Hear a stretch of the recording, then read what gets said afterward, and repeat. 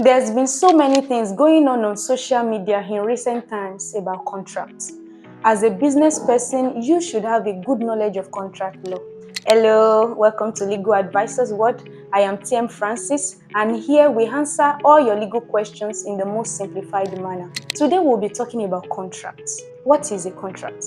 A contract can simply be defined as an agreement which the law would enforce. A contract can be classified in many ways. A contract can either be formal or simple. So a formal contract, also known as a contract under seal or a deed, is a contract that is written, signed, sealed, and delivered.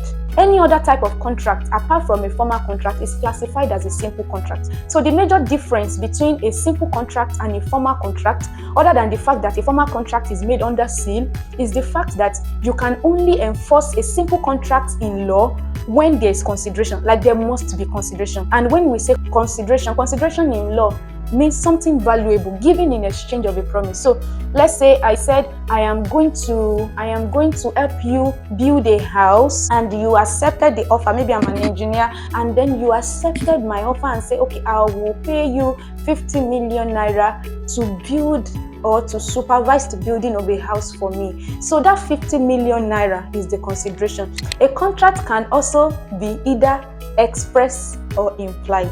So the example I just cited, okay, I'm going to help you supervise your building, and the other person says, I'm going to pay you 50 million to supervise my building. That is an express contract. Everything expressly stated. There's another form of contract called implied contract. For example, you went to the garage, and then you are at, let's say, Iwo Road in Ibadan, and you went to where the buses are loading Lagos, like people are going to Lagos, people traveling to Lagos are entering bus. So you saw buses, and then you saw conductors shouting Lagos, Lagos, Lagos, or let's say they are shouting Baga or Jota Oshodi like they usually do. And then you enter the bus and you sit down, and then you get to Ojota, the destination, and it's time to pay. And then you say, oh, I didn't know you are going to collect money, or I didn't know I was supposed to pay. I did not have any contract with you, and I didn't see anything.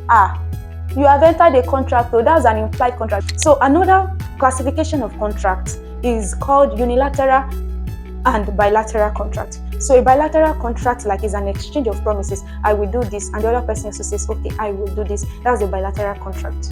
But a unilateral contract is a contract when only one person is making the promise. The other person fulfills his own side by performance.